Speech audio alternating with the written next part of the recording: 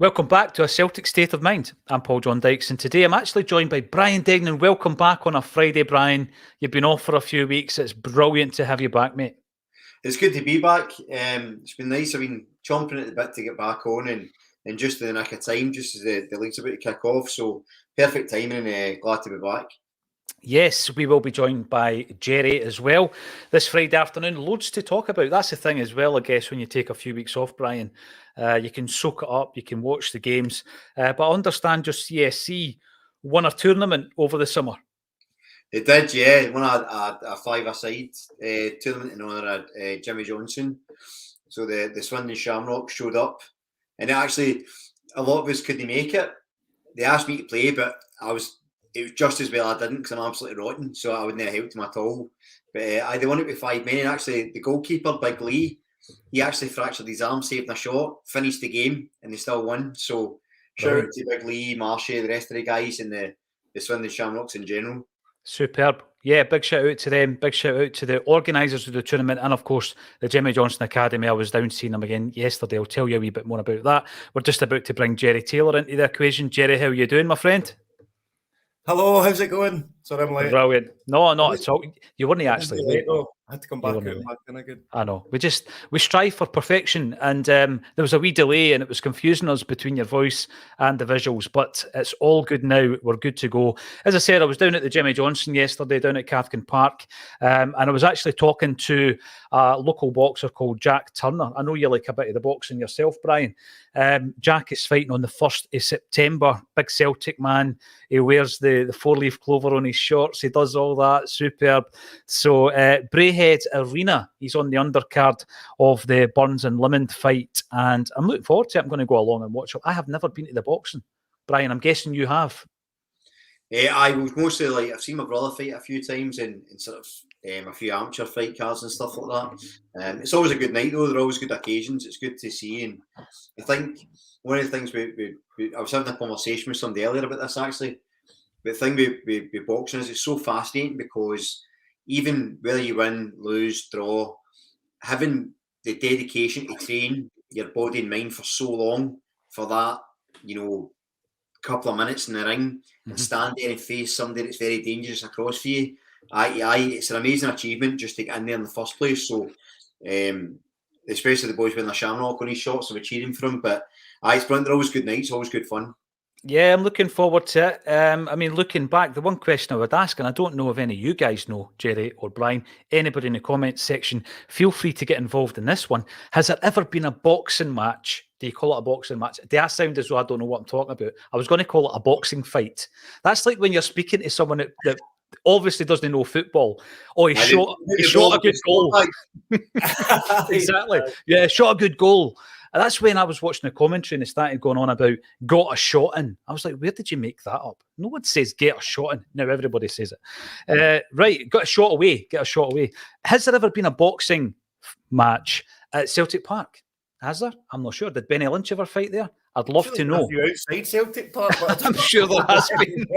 There's a couple in the toilets probably, but I don't know if that counts. Absolutely. Listen, someone in the comments will know for sure. I don't know the answer. I'm putting it out there. Let us know. Has there ever been a boxing fight at Celtic Park? Let us know your thoughts on that. Loads to discuss. Brian's been off for a few weeks, Jerry, so we'll be talking about how satisfied we are with the signings so far going into our first game.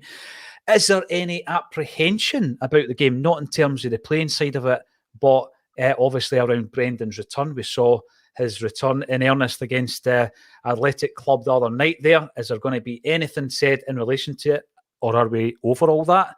And also we'll be talking about who's going to be leaving, who's coming in, and who lines up for the game as well. Jerry, I'm going to come to yourself. I noticed you were at the game. You were at the Jamesy Forest match. How did you enjoy it? Oh, do you know what, mate? See, just been back.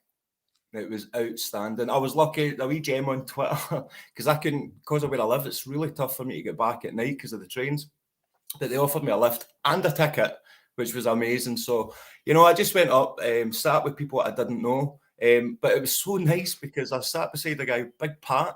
If you're watching, Pat, he's a big Acsom fan. Oh, so I'm blathering away to him. There was a couple in front of me that are big fans of the show. So it was so nice to actually go and speak to these people that are watching. So big shout out to you all. And the guy I met down Girvan Beach yesterday as well that I was speaking to. So he's doing a great job, mate, because everyone knows you. So being able to sit there, for me, that wasn't a testimonial, right?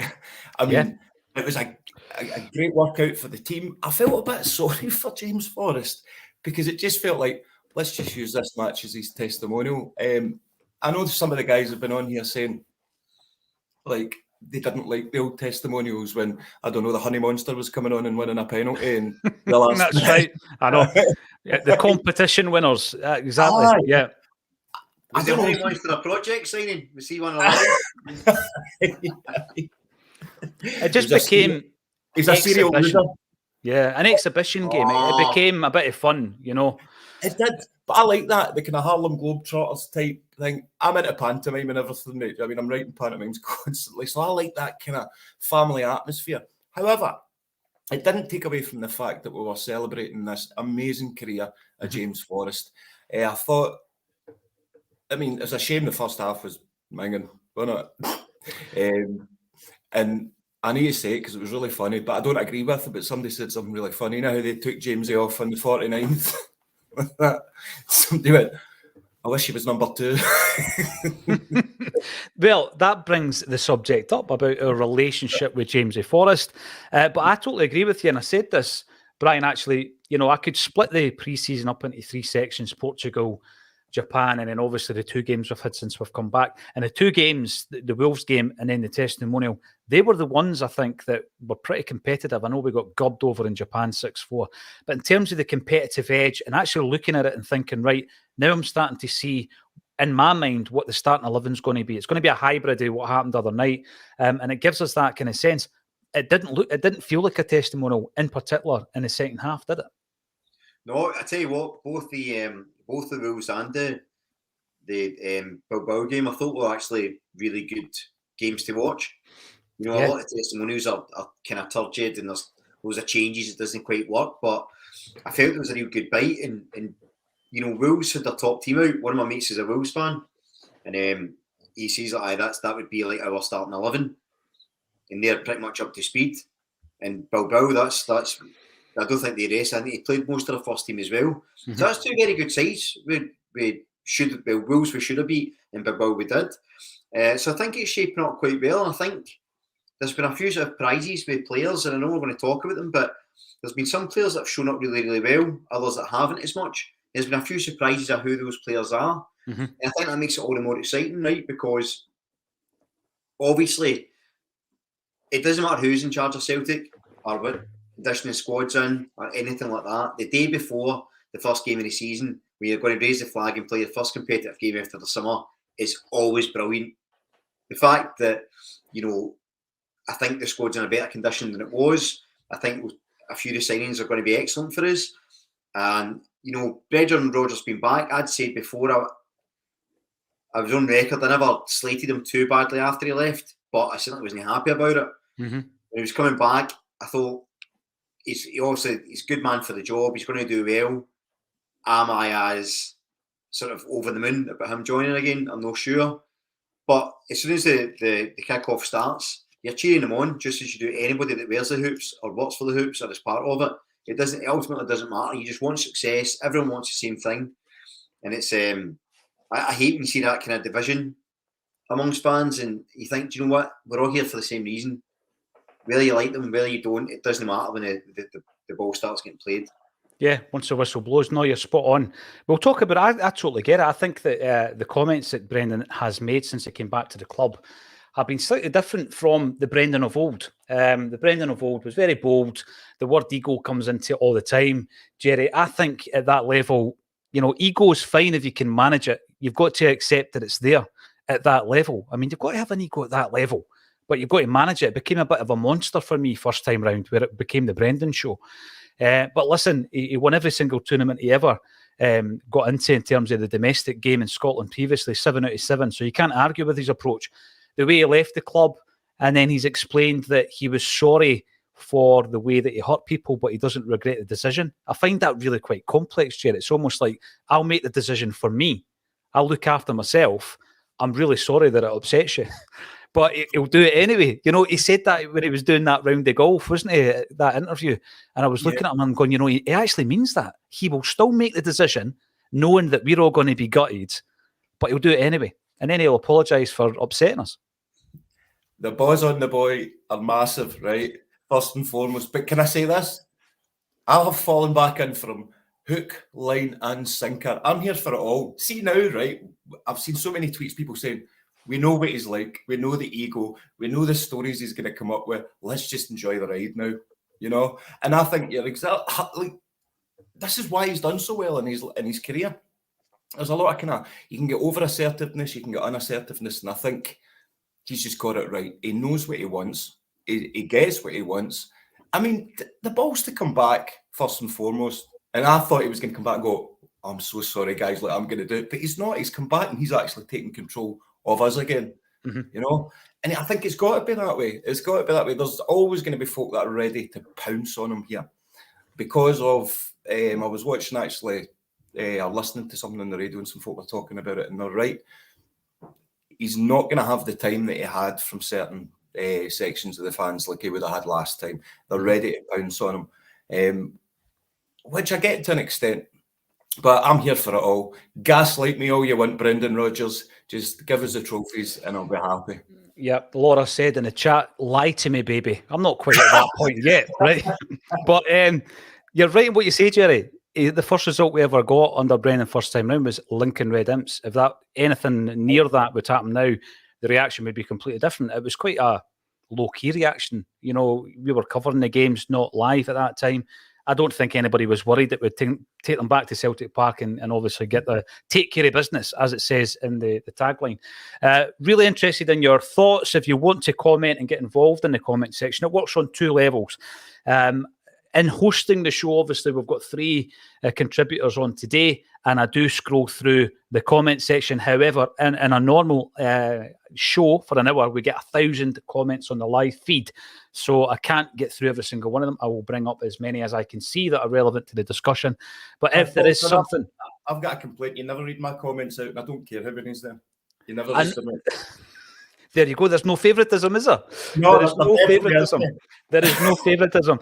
If it's something beyond the chat that you need to give us a shout about and you don't get through the social media channels, email us, pauljohndykes@gmail.com, because I know that there's other things out there that you want to talk to us about or run by us. So always feel free to email us and we'll get back to you. One thing I was going to say, we've got Acsom stickers, right? It's the same logo that you see on the left-hand side of the screen there. And we make them available for anybody to pick them up at the live events. And what we will say to you is we definitely don't want you to stick them on council property. That's absolutely what we don't want you to do. I've been getting some pictures of said stickers all over Glasgow and further afield. We would never, ever tell you to do that or encourage vandalism in any way, shape or form. Am I right, Brian? Correct. Absolutely. I'm just getting that disclaimer out there in case the council send me a bill for removing them. But do what you want with them, but definitely don't stick them anywhere out on council property, ladies and gents. I would never, ever be able to encourage that kind of behaviour. I'm going to start off with the news again that we've lost another youngster, actually. This is something that would probably fly under the radar, but it is becoming something of a concern. In that as soon as a player shows any kind of prospect, any kind of ability, he's away. He's off ski. And the latest one's a 16-year-old called Aidan Borland, who's away to Aston Villa. Now, this follows on the heels of guys like Liam Morrison and Barry Hepburn, who left for Bayern Munich. Ben Doak, probably the cream of the crop, who's left for Liverpool. And there's many others, Brian. I mean, you know what? See, at some point in the season, we could probably look back on 12 to 15 young guys who have left under the similar circumstances to clubs like Brighton and Watford, Blackburn Rovers, etc., etc. However, I think, people assume, for obvious reasons, that a player like Ben Doak is offered 10 grand a week at Liverpool, age 16, and then it becomes a no-brainer. He's off ski, right? And I get that. I get the monetary issue. I totally accept that. However, what did Celtic do, Brian, to try and keep the player? What incentive did we give him? What pathway did we offer a player like Ben Doak? He's now ripping it up. People might say to me, listen, you could probably offer them the same wages and he would go anyway. And that might be the case. But I just don't think we've got much to offer a player that age. We certainly don't have a platform to offer them. So I'm trying to tie this into what we announced the other week there with Admira Wacker. We've got a team that we're going to work in partnership with. We're going to send some young guys over there.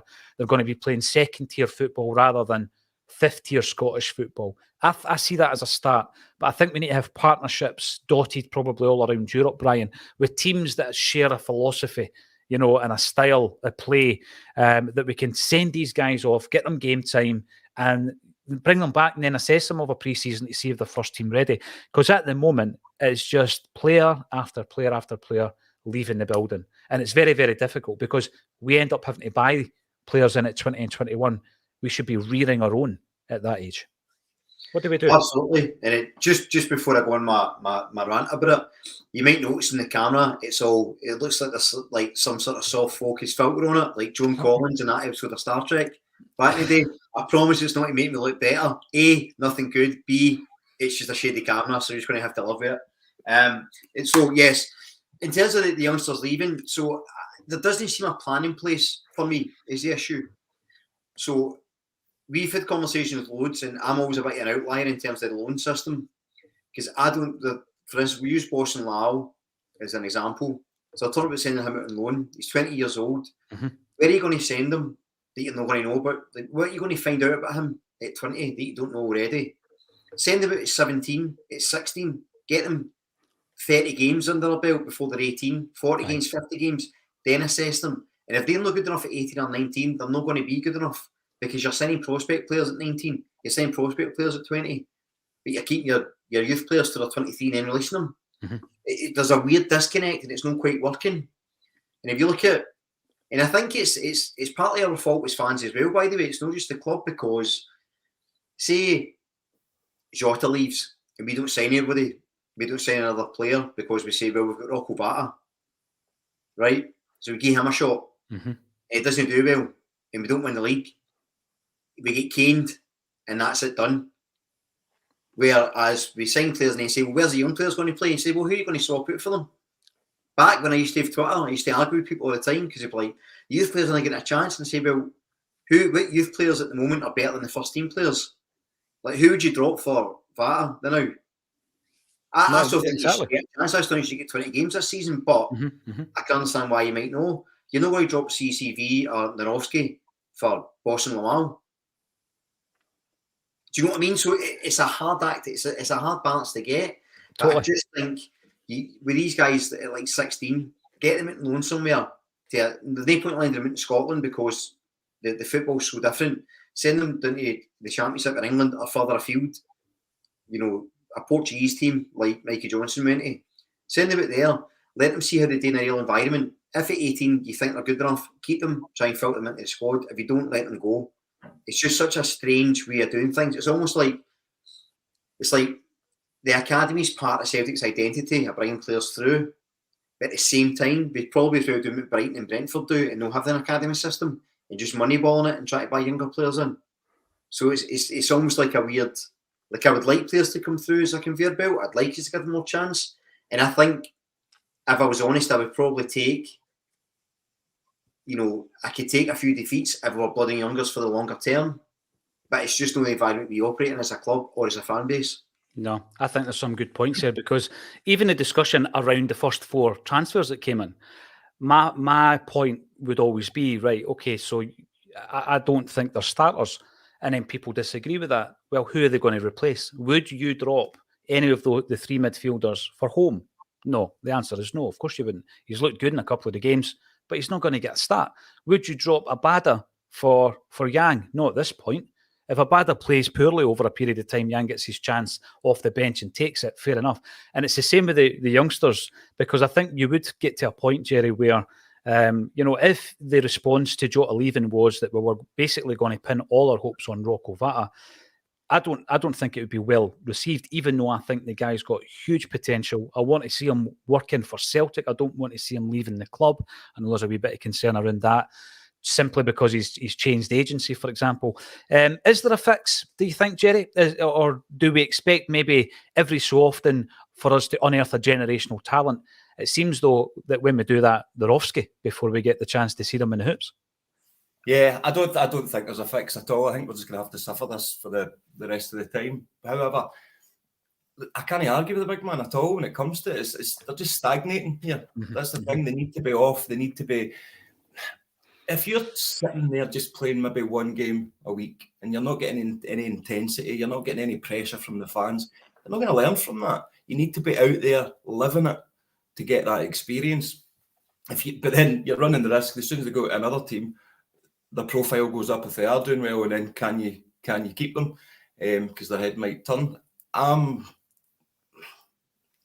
What do you do with it? Like, I think the only time that we're going to see someone really come through is if injuries hit us really bad and we've literally got no option but to give one of these young guys a run in the team for a few weeks. And then that's when you go, oh, this boy can play in the first team. Oh, he's consistent in the first team.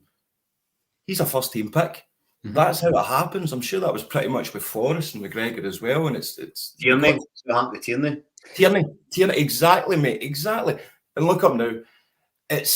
Do you take that risk of playing a young person? Because then everyone points at the manager and says, that's why we lost this, because you had the faith in them. Goes back to the Alan Hansen thing as well. You can't win anything with kids, but you can. And do you know what? See if somebody said to us, right, you need to play Vata, Summers, Lowell this season. Boom, you have to. I'm guaranteed one or two of them would probably turn into a really, really good. They would come through. Yeah, they'd come through. They'd come through. But the Doak one was tough. I think now because everyone's seen how good he is, you know what I mean? It's tough, but you can't compete. Would you say 10 grand at 16? Yeah. If I was 16, I'd be trying to work out how many cans of Monsters and Elf Bars is that every week. Do you know what I mean? I could count to 10 grand when I was 16. I was making 10 quid on the papers. Now, when you think about even Tony Ralston, the situation was that we had no other right backs. The short-termism was selling Frimpong, replacing him with a lone player, and John Joe Kenny the previous season left us in a situation where we had no right backs. We had Tony Ralston. He played the game. He took his chance. Otherwise, he'd have been gone. He would have been gone. He would have disappeared, and we would never have given him a second thought. And now you're looking at him, and personally, once we get to the defence, I'm going to start him on Flag Day tomorrow. Get involved in the chat. What's your thoughts? Celtic have a great tradition of rearing youth players. Has that come to an end? Are we in a situation now where whatever we try to do, be that a B team into the pyramid, it doesn't work due to Scottish football in the way that it's built, because they don't want the B teams to get promoted. Therefore, they're going to be stuck in the fifth tier. That's not going to develop the players. So, yeah, what's your thoughts? Double denim straight in. Can't wait for the game tomorrow. Think we'll get a sense of our squad strength for the season ahead after a few games. For now, pretty sure Brendan will go with the tried and tested 11. Well, we're going to be asking Brian and Jerry through the areas of the park who we should select tomorrow, and we'll see if there are any surprises. Claffs 1978 thinks that Burnaby might be a surprise starter tomorrow. Think Brendan likes him. Hail from Corby. Big Celtic hotbed, Corby, as far as I know. Never been. The Urban Culture. Hello to the good, the bad, and the ugly. Right. So who is it then? I mean, who's the good, the bad, and the ugly? Good. Cheers, Urban Culture. Working tonight, but be home in time for the big build-up. Superb. And Paul McLean, at this point, no stronger than last season. I think, and I probably nicked it actually, I think Lawrence made a good point on Tuesday, whereby he says the squad's stronger, but the starting 11 isn't. And I get exactly what he means, because Jota won't be starting tomorrow, but we have strengthened by bringing in a centre-and-a-half, 2 defensive mids, 2 right wingers. And by the way, Jared pointed out yesterday, which is always good to get that specialist knowledge, don't just think Tillio's a right winger, because he could well be the guy that can play both wings. And I think that in losing Jota, you lose a bit of that adaptability, that versatility. And then obviously Tillio can play both wings. He can also play as a number 10.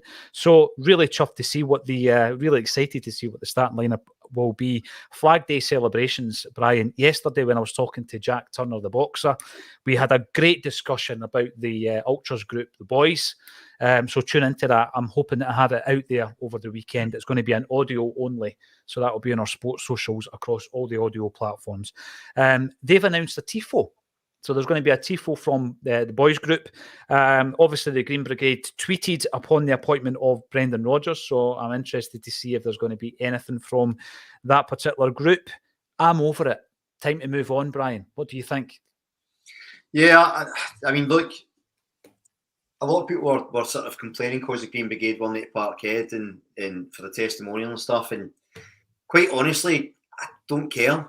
It doesn't matter to me if they're there or no. I think they add a lot of atmosphere and they add good things to games and the brilliant tifos and stuff. But if they're not there, the seats will be taken and it'll be a good atmosphere anyway. I think I'm more excited about the game and about the result and about seeing the players and seeing how we end up than worrying what the fans are doing or not doing. But you're right in terms of excitement. I'm absolutely buzzing for it. I can't wait. And yeah, I think it's going to be a really exciting game. I'm dying to talk about the lineups, but I'll wait for you to say it. But it's going to be really interesting to see. I think there'll be a few surprises in the lineup as well. And I think you may see some surprising changes. Mo, no Jim Orr, no party. Jim is on the show every fortnight, and I mean, look what we've got lined up here. Mo says, "Good, bad, and ugly." We've got today. Some other bad and ugly. Never have Jim been described as the life and soul of the party. I mean, he's the most sensible guy on here. He will be watching. Let us know your thoughts, Jim Orr. I absolutely love Jim on this. Absolutely. Celtic follower, you're on the YouTube. Afternoon all team selection tomorrow. Might bring the odd surprise. We'll see what the panel thinks today. Not only on YouTube, we're also streaming on Twitch, LinkedIn, Facebook, Twitter. We're all over the place. I've not got my head around any of the new platforms, but I'll get there. You know, even the ones that have been out for a while, like Instagram, I will get there, and we will have pages on there as soon as possible. Charlie Connolly, hail from sunny Cape Town. I love to hear where our viewers are tuning in from. It sometimes, you know, blows my mind when it's some far-flung place and they're listening to a wee bit of the Acsom. Mahesh Raja, no Moy, no Jota. Celtic started out season weaker. I get that. I totally get that point of view. Let's start off then with the goalkeeper situation, guys, right? So I think when you look at the game the other night, competitive edge to it, you know, we've done really well to come back in the second half. Obviously, what was one of the things that was notable was that Joe Hart didn't get any minutes. So Brendan Rodgers is still assessing. He's spoken about this assessment process. He's still assessing the goalkeepers. He's now seen all three goalies. I've seen loads of chat on here in the comment section around the future of Joe Hart. Listen, regardless of what you think of the keeper, just his contract situation makes it a discussion point. Does he stay? Does he go? Do we bring in a goalkeeper? Where are you on the goalkeeper situation? I'll start with yourself, Brian, because my view is quite clear. Joe Hart's your number one. I'm not convinced with the other two goalies that played the other night, in Siegrist and Bain. So I would be looking to bring in another keeper. And if you're going to bring one in, don't bring in a backup. Bring in someone who is going to go for the number one jersey. What's your take on it, Brian? Pretty much exactly that, to be honest. I've been saying for a while, even towards the tail end of last season, like Starfelt, I think Joe Hart's been great for us, but we need an improvement. If we're going to keep moving forward, we need to improve, and that's a big area for me. We need to improve. I think that when Joe Hart came in, what he brought was a real sort of that experience, that unquantifiable thing where he was organising the back four, he was giving him a bit of confidence, he was strong, he was commanding. He didn't do much. You weren't like, oh wow, what an amazing keeper he still is. But it was these other things he added. We don't need that now. The defence is settled, the team is settled, we're moving in the right direction. I think we need an upgrade at the goalkeeper situation. Siegrist, quite liked when he's Dundee United. I think he's covered at best. Bain, I can never quite get my head around. He must have pictures of somebody in the shower that he's blackmailing to get a new contract and still be at Celtic. Scott Bain, no offence to the lad, but what we're talking about here. So I would imagine you get a new keeper. I think Joe Hart will probably go if you get a new keeper, because I don't imagine he want to be benched.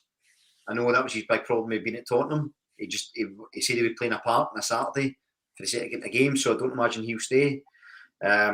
Speaking of Celtic youngsters, Oluwayemi, what's happening with him? Do you think he's away? He's away to Admira Waka, so he's going to spend a year over there. Right, is he on loan? For a season, aye. So he's away on loan. They reckon there'll be maybe 4 of them, Brian, going over for it's game time. And listen, imagine being a young footballer and with maybe 2 or 3 of your teammates getting sent away to another country for that experience. I just think it's brilliant for them, rather than, you know, playing fifth tier Scottish football and all this kind of stuff. And they're doing it in a more structured way. So that ties into the original conversation we had, Brian. So I hope it works out for them. Foreign as well, see how they survive in other countries, see how they deal with different languages, different people. So it's good for them as people as well. Mm-hmm. Brilliant. I mean, listen, I would be, you know, at that age, I just think there's a journey for these guys, and it would be an amazing standard of life. People going about the money and all that, but, you know, a lot of these players, they get to a certain stage and they're still in their early 20s and they've not kicked on. I mean, you've just got to look at Dembele, situation with Karamoko, situation with Okoflex, and there's been so many in the past. Islam Farouz, you know, the cautionary tale of Islam Farouz and Sonny Pike and all these guys. You know, it's just like, yeah, enjoy the experience, but you've also got to have the Callum McGregor head on, haven't you? You've got to be able to say, right, how can I use this as a springboard? Joe Hart, I'm a massive fan. By the way, Jerry, Alistair Ross, saw you on Tuesday night, passed you in Area 140 a couple of times. There you go. You're a well-kent face, obviously. I bought me a pie. I was queuing for ages, man. And then, do you know what I did? I was like, I'll get one. I'll go back in and I'll come back out 10 minutes later once the queues are done. Come back out and all the pies were gone. Absolutely. Really? I know.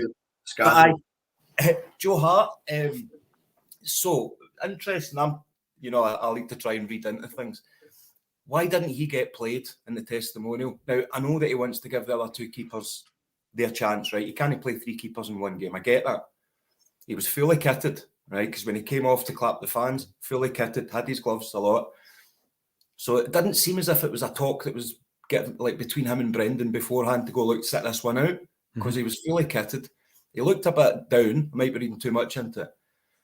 But I was sure that Hart would have got time in a James Forrest testimonial over the likes of Siegrist, because Hart's played with them for longer. I just thought, and he's won so many more trophies with them. I thought, why didn't he get any time? I don't know if there's going to be a big curveball for Brendan tomorrow when it comes to the goalkeeper. I hope not. Now, I was quite vocal. Natasha Rico basically sent me a video into the group chat. When I posted, I was right behind the goal for Bawow's second one. And then straight away, I put in the group chat, Seekers should have saved that, right? Then Natasha sent me the video and it didn't look as bad on the video. So I said I retract my statement, but I've watched it again. You've gone back again.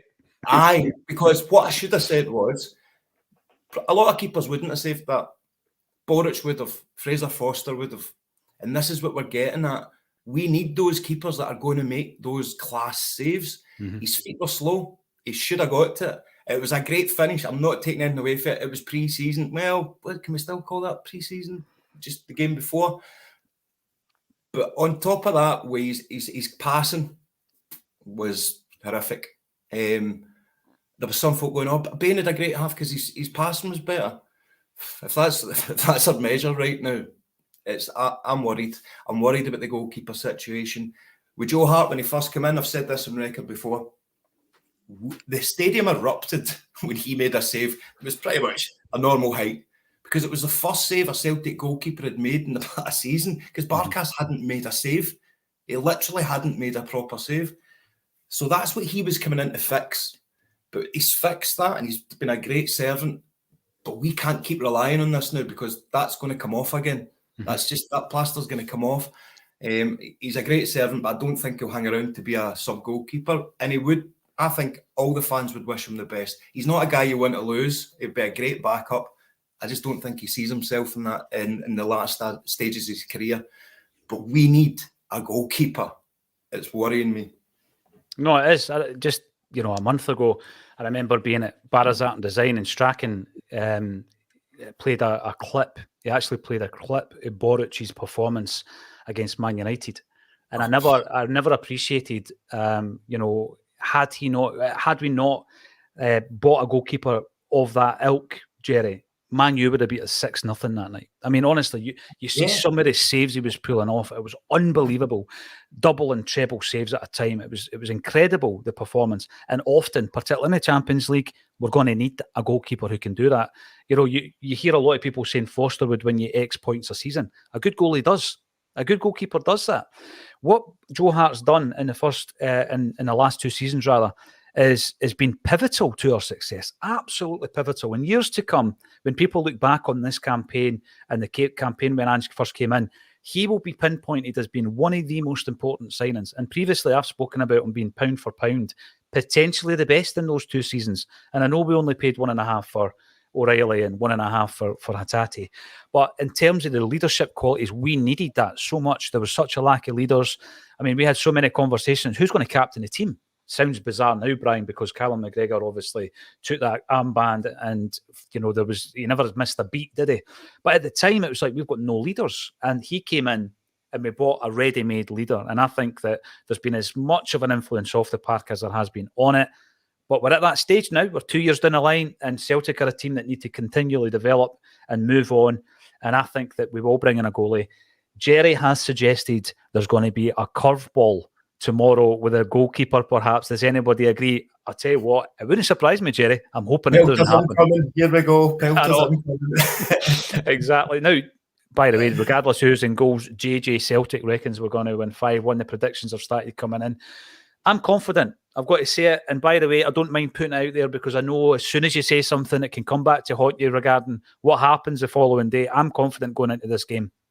I think managers and you might love or loathe their style of play, but see managers like Robinson and Martindale and Mackay, when you look at the budgets that they've got and they go in season on season on season thinking, we just got to stay up. We've got to stay up. And sometimes they have that dream season where they're in the top 6 and all this kind of stuff. They'll be well organised. You know what I mean? They'll play to their strengths, which is defensive, playing big blocks of players, parking the bus. They'll do all that. And we've got to find a way, but I think we will. And as soon as you score that opening goal, then it opens up for you. Mark Taylor, always a pleasure to see you. Hail to you as well as love it. Hail to you. I hope everybody has a great weekend in store. James Love, we start a critical season weaker than we ended the last one. Listen, we'll be even weaker, if that's your take on it, if Carl Starfelt's to leave the building. This story doesn't seem to be going away, Brian. A lot of people are putting 2 and 2 together and getting Portugal for obvious reasons. But there has been a couple of teams said to be interested in Starfelt. I will see it as something of a backward step because we've just brought in Novrox, and I'm thinking to myself, with Rocky coming in, that's really strengthening the centre-half positions, but don't lose one of your first picks. Yes and no. So it depends how you look at it. I think that, obviously, I don't want Starfelt to go, but I think he would only be sanctioned. Brendan Rodgers would only sanction that transfer if he's got somebody else coming in. He's not stupid. He's very experienced. So, and I mentioned him earlier, I think as good as Starfelt's been, we need an upgrade. So if he's leaving and someone else is coming in, then I'll accept it and I'll think we're stronger. If he leaves and nobody else comes in, then I might start getting concerned. But we're not going to know until the end of the window how that's going to look. So I'll reserve judgment for that time. But Starfelt was an interesting one. A lot of people had a go at me because I've not really had a go at him. I just said I don't think he's that great. But he's got clean every time he's played next to Carter Vickers. We've never lost a game. And I says, right, how many games has he played without Carter Vickers? He's like, every time we've lost a game. Where do you go? Carter Vickers is a common denominator then, right? Play me next to Carter Vickers, are going to win the game. So I'm not disparaging Starfelt too much, but I don't think it's a crumbling loss, if I'm honest. I think Mirovski might be an upgrade over the piece. I think he looks very confident. But again, I'll reserve judgment on the Starfelt thing until we know. See, if he's leaving and there's no plan in place, I would be surprised if we'll just walk back into that. Listen, I think it's a good point because there's one way, Jerry, to really annoy a gaffer, and that is to put us in a position where you're ill-prepared. It's happened so many times in the past. You sell a player, you don't have the replacement in. It's something I think in Angie's time we tended to be on the right side of. We had the player in, Johnson, for example, injured tomorrow. We bring him in whilst Juranovic is still in the building. That's the way we were doing business. And I think Brian's right. I don't see Novroski as being Starfelt's replacement. I don't want the board to try and sell us that one. I'm thinking, right, he was to bolster that area. And if we lose Starfelt, we need another one in. Do you agree with that? Definitely. You've been talking about this. We've seen it coming. So Portugal, that's where Jacinta is, isn't it? Now? It is, yeah. We called this. Portugal, she was there before. Well, we spoke about this a couple of weeks ago when we were talking about how footballers are human beings, and they'll listen to their wives, they'll listen to their family. If they, you know what it's like when you meet someone that head over heels in love to then being hundreds of miles away from each other. That's going to play a part. If he wants to take a backward step, it's easy for us to say anyone that you go out with Celtic is going to be a backward step, right? Unless it's Premier League or that. But this is going to make a big thing in his decision here. I believe it. We cannot let him go, though, because, like you're saying, if Naroki's going to be the guy, then at least we've got Starfelt. But Starfelt goes, we're falling back on your Kobayashi, your Welsh, which we don't want to be doing. And I agree as well. Like, I think you could have stuck Effie Ambrose beside Carter Vickers. You took that too far. Jerry. I was bad enough, Jerry. Don't bring Effie into it. Sorry. Watch the comment. Light up. Didn't Ambrose? Did I just compare? You did. You did. Yeah. Didn't Ambrose play against Barcelona 2012? Mate, he was a conundrum, wasn't he? He did. I know. He's still playing, by the way. He's a cult figure. 100%. Yeah, he is a cult figure. He's still playing with Queen of the South. No, I think it's great that we're now talking about things like Jota leaves, and he makes that comparison between Celtic and his girlfriend, and that he was crazy in love with us, and everybody's getting a bit amorous here. Carl Starfelt going over to Portugal. Celta Vigo's been mentioned. We've also heard Spartak Moscow. I'm not sure how much truth is in that one. But yeah, I'll be very disappointed if he goes. And I'll tell you, once we see that team line up tomorrow, I think it's going to tell us a lot about that situation. An hour before kick-off as well. Ian Laurie, as I say, I love watching boxing, but I can't pretend to sit here and be an aficionado, right? I can tell you who I like. I love Muhammad Ali for obvious reasons. I used to love watching Mike Tyson. You might remember I think it was the first Sky box office boxing match between Tyson and Frank Bruno. Remember that? And you had to stay up to God knows what time it was. I remember all that. I've got to say, I used to quite like Chris Eubank. I liked Prince Nazim. I liked these guys. I did, just for the box office nature of it. So anyway, we're now at a stage.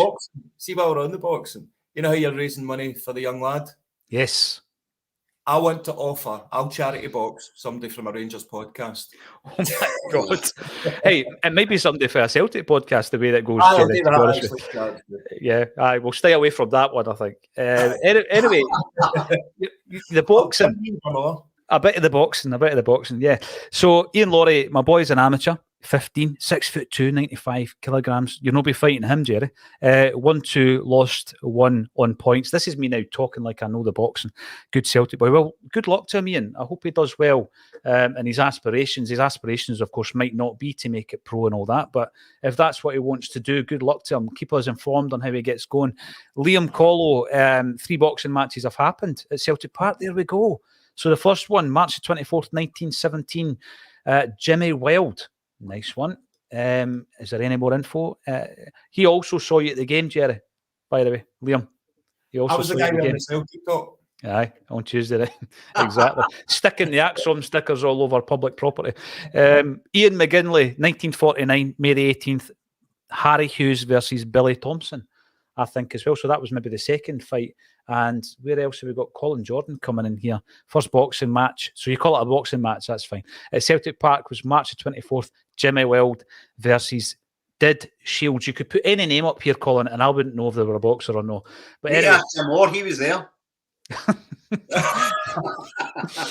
Jim, get on the chat, Jim. You've got to stand up for yourself here. Right. We're talking about the back five. We'll finish off the Starfelt chat then, Brian. Does he start for you alongside Carter Vickers tomorrow? No. I think Narovski comes in to start next to Starfelt, next to Carter Vickers. I think they both start. What does that say about his future for you? Yeah, the only reason I just think that Brendan, it depends on Carter Vickers' fitness, right? So he's sailed through that first 45 minutes. I think against Ross County, you can play him and then let him get through it. I think Narovski starts instead of Starfelt.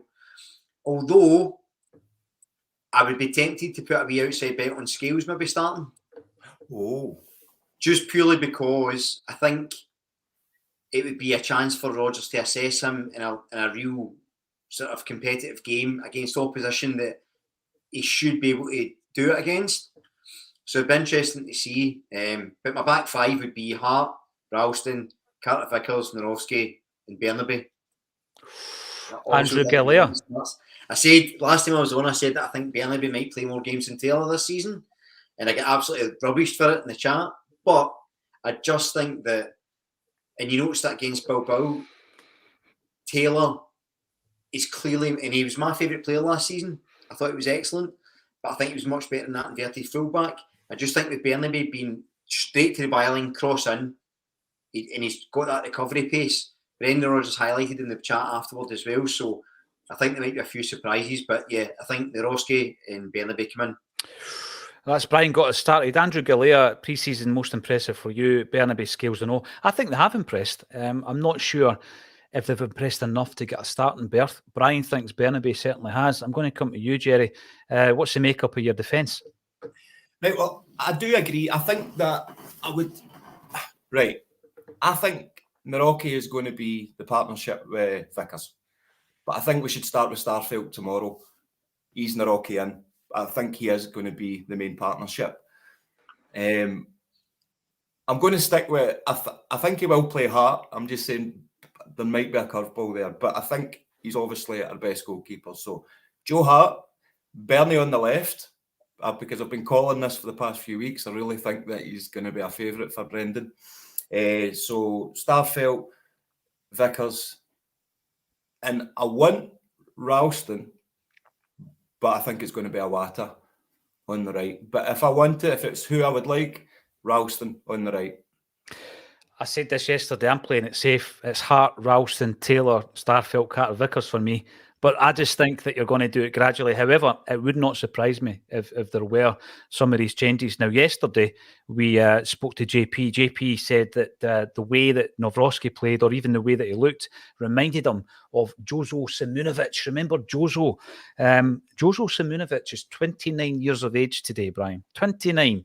Still a youngster. He shares a birthday with Mohamed El Yunusi. Both of them are 29. El Yunusi found himself a new club, Copenhagen. Jozo Simunovic, since leaving Celtic 3 years ago, gents, has played the equivalent of 6.5 games of football in 3 years. His career is basically finished. Yep, through the injuries, dodgy knees. I remember when he was at Celtic, he had the medical with Torino. And I think they were talking 5-6 million quid for him, and he fails his medical and it all breaks down. So I hate seeing that with footballers. I really do. So happy birthday to both of them. 29 years ago today, here's a wee tribute to Paddy Sinnott, because number one in the charts 29 years ago today was Paddy's favourite Love Is All Around by Wet, Wet, Wet. There you go. And hopefully Paddy can come back on at some point, Brian, to defend himself or even explain that. But he's a big Wets fan, isn't he? Yes, he loves it. He loves it. I think he's always saying "Goodnight, girl" in the chat and that sort of stuff. So he feels it in his fingers, he feels it in his toes. So you can't get that feeling at him, can you? It does. That was number one for about 3 seasons, was it though? I know. I think he's still number one, you know. It was rotten. It was rotten.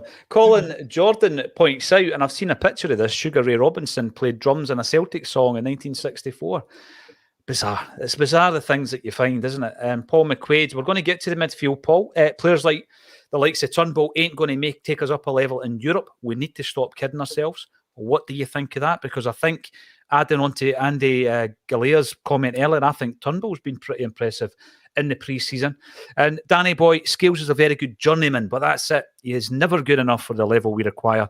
But that doesn't mean he can't have a very good career. I tend to agree with that. I think he's been very good, particularly in the last 2 games. I thought he's looked really good indeed. However, I think once you get to that nitty-gritty, Bodo Glimt away, you'll remember that. I think he'll get shown for the level that he's at.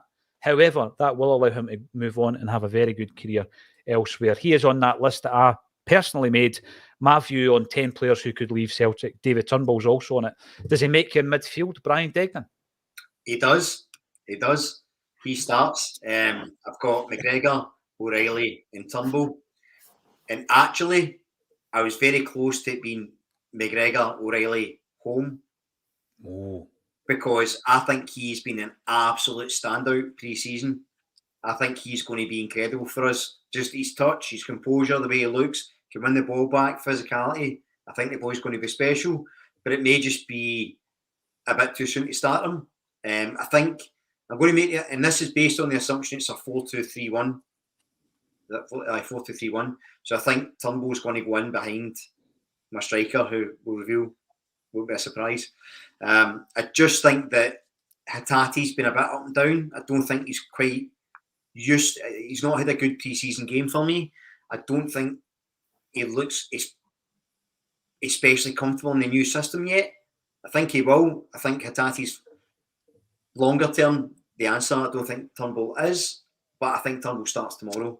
So Riley, who I think is going to be player of the season, call it now. McGregor and Turnbull. So I'm at 3. That's good. Last season, my shout for player of the season was Hatate in the pre-season, and I think he would have been the player of the season had he not suffered some injuries near the tail end of the campaign.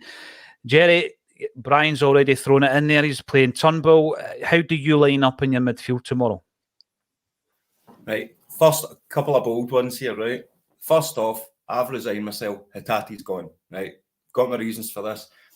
He would have been one of the first of the Japanese boys we offered a contract renewal to. We've announced the other guys. He's not announced it. He's waiting to go. I truly believe that Hatate will be gone in the next couple of weeks. However, my team tomorrow would be in the midfield, Hatate, McGregor, and Kwon. And I'll tell you why. Oh, here we go. Kwon. Kwon. You sure you were at the game? I was there, mate. I was there. It was horrific. It was horrendous, right? It was horrendous. But we know what Brendan's like, right? He wants to show his team. And I think he's the kind of guy going, no, we'll show what this boy can do. I think the occasion got to him. I've just got a feeling they're going to play him in front of the defence. I don't know why. I think they are. I think they're going to push the other two further up. But I'm going to be bold. I might as well. I'm going to be different. I think he's going to start Kwon. That is bold. I think Kwon is looking like this campaign's Kundai Benyu. By the way, I'm only joking, right? Before anybody tells me that the guy's trying to integrate himself into Scottish culture and society and all that. I get all that. I'm just talking about football. He looked absolutely out of his depth the other night. I think it's going to take time for him to acclimatise to the pace and to the style of football that Rodgers plays. And if he plays tomorrow, I'll fight you in that ring, Jerry. Right? That's a charity fight. There you go. It's called a ring. I'll fight you in that boxing pitch. I know it. That boxing square. I know nothing about boxing. I just like watching it. So that's the midfield. I'm going to go for the tried and tested Hatate, O'Reilly, McGregor. How predictable. I know I can hear you saying. Top 3. Brian, who do we start top 3? Abada, Kyogo and Maeda. Just purely because, so at the start of the season, I thought Maeda might be the one that maybe Rodgers wasn't sure about playing on the left. I thought maybe he was going to play him further up front, or he might not work, but he's been excellent. Apart from home, he's probably been the standout player in pre-season. I think he's been really good, and I think he's shown that he actually looked maybe no more confidence, but he looks a bit more direct and a bit more sort of willing to try something. In pre-season, I think that's going to bode as well. I nearly had Jang in it because I think moving forward, I think Abada might start playing on the left because traditionally speaking, Rodgers likes his wingers to cut in, which is actually something Strachan used to do a lot. And I think Abada cutting in his right foot could be absolutely deadly. But for the moment, I think it's Abada, Kyogo and Maeda. It's a good point. And by the way, I might be doing a Kevin Graham here whereby the player leaves 40 minutes after the podcast finishes, but Abada for me is my shout for player of the year. I just think we've seen him developing season on season. Brendan Rodgers seems to like him. He's pinpointed him in one of his press conferences. If he stays, I think Abada will show us exactly what he's got, all the tools he's got. I agree with you. I think Abada, Kyogo and Maeda start tomorrow. Jerry, have you got any other spanners to throw in the works? No, I nearly, but you can't go against him, can you? You can't. Like Maeda. You might as well, Jerry. You can't do. No, here's what I will say, right? Now, it's got to be Maeda, Kyogo and Abada, right? They're proven they've been great. But see Abada on the left and Yang on the right the other night. That looked good. That looked good. The only thing is he's not going to. Maeda's what I think top player this pre-season. One of the top players this pre-season has been Maeda. He's going to be huge for us. What a headache to have right now, though, when it comes to that. Because how good was O? Now, what I was doing at the game, and I'm going to admit this, right? I was spending too much time watching Yang off the ball to watch his movement that I didn't pick up on just how good Odin Holm had played until I come back and watched it again. And that's the kind of player that you know is great, that just they do what they need to do. They're not exactly catching the attention. So I was watching Wee Yang out in the wing to see, by the way, watch his movement. He's pulling them all out. He's pulling them all out. He's creating that space. Work ethic was through the roof as well. What's that, mate? His work ethic. Aye, back and stuff. Brilliant. He's going to come good. So that's my front three, but don't be surprised if we see Yang in there. Don't be surprised. But who knows? I'm excited to see it. I know. Jungle Line points out, and he's 100% correct here. If you pick Hatate tomorrow, you're going on last season performances. I agree with that. If you were just going to go on form and who's worked himself into your top 11, then Turnbull's probably in for a shout. I think Holm looked excellent. I think he's definitely going to be a good asset. Yeah, absolutely. I'm going for the tried and tested, the predictable, as it were. Why am I picking Ralston over Iwata, who up until maybe Wolves I thought played okay in pre-season, and it's just because I much prefer having the player playing the natural position. That's all that comes down to. It's the crossing as well. Yeah, I think Iwata is solid. I think he's going to be really good. Actually, on a guy who's coming up on Acsom, Charlie Mulgrew, I think he's got that versatility to him, and that he can play various positions. It's going to be really good for the season. But what he won't do is bombing down and putting crosses in. And I think that's going to be really key. That's why I picked Bernabe as well on the left, because I just think that's going to be such a key weapon in Rodgers' Arsenal. Honestly, I'm looking forward to seeing the team line up. Stephen Donnelly, Turnbull is in better form at the moment. I agree with that. So why on earth am I picking Hatate? It is on past glories, definitely. Glenn, Martin, who will forget the Simunovic tackle on Kenny Miller? You know, it's on T-shirts, badges. It's a meme. It's absolutely brilliant. I can watch that over and over. Absolutely agree with that. And Alan Woods reminds us, all the cool people in music support Celtic. Rangers have me and wet, wet, wet. And that was a quote from Alan McGee back in the day. You're right about, Charlie Mulgrew and Ed McGeady. McGeady has signed for Ayr United, a 2-year deal at Ayr United. And Charlie Mulgrew, it's been announced today, has just been freed by Dundee United. But both players will be joining me for a Q&A and an audience with Don Max at the end of this month, actually. 3 weeks, I think, tonight. It's 3 weeks tonight, and there is something like 25 tickets left. There really are going, and I think it's because they're more kind of modern players. No disrespect to anybody who's not a modern player, but obviously, if they've not really been on the circuit of doing Q&As and being out there and speaking to fans, then it's always going to be interesting to go and see them and hear them, possibly for the first time.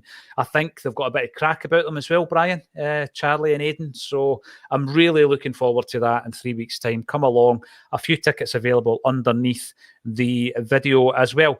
And, Jerry mentioned about, the charity initiatives that we are currently involved in, and we are supporting. We've supported a number over the years, and, big time, the St. Mary's fundraiser was incredible. But at the moment, we, Jamie Tierney, we're going to be supporting we, Jamie. We've come up with an idea. We had quite a few Celtic jerseys lying about the studio, as you do, and we've decided now to start getting them signed with everybody we come into contact with that used to play for Celtic. Some of them are even signed by Rod Stewart. I know he never played with Celtic, but he's a Celtic fan. So he's signed a couple of them for us as well.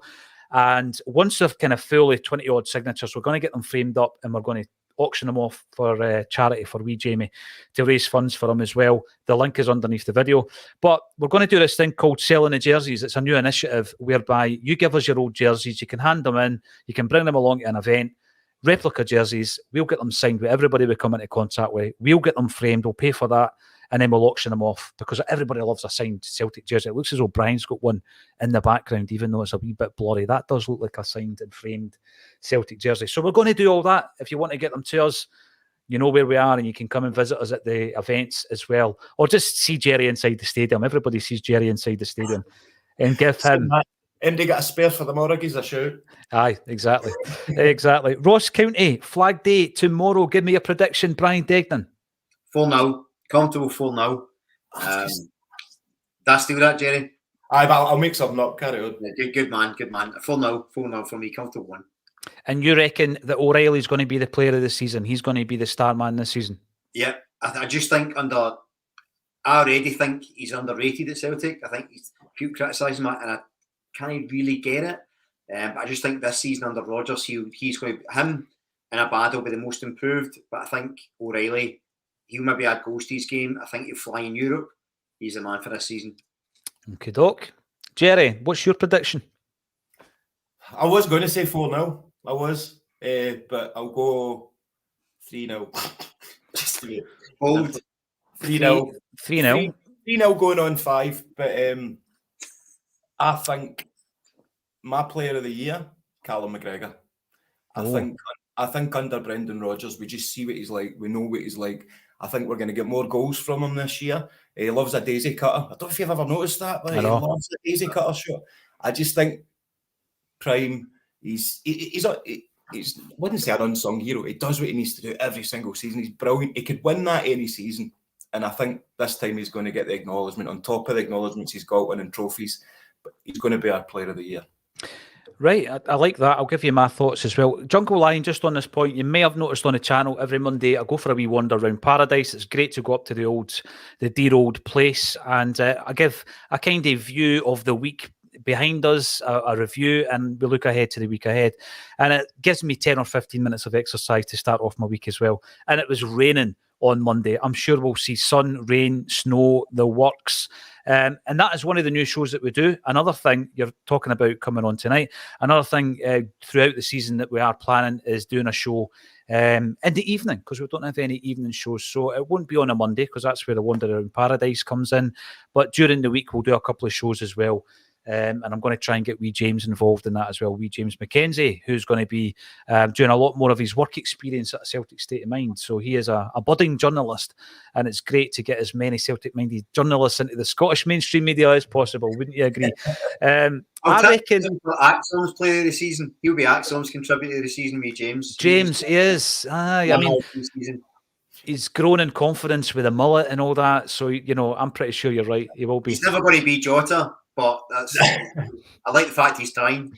Yeah, by the way, this will be like, because obviously I came out on loan at the end of last season to Acsom.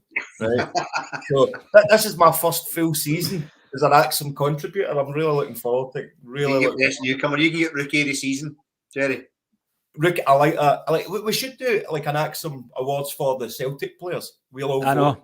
Plans to vote who we think the player of the year is and get an Acsom. We could do that. Yeah, we could do that. Absolutely. I think we should. I'm going to go tomorrow, and it's not being cocky. I've already said you're going to these games respecting the opposition, absolutely. And you know how they're going to play.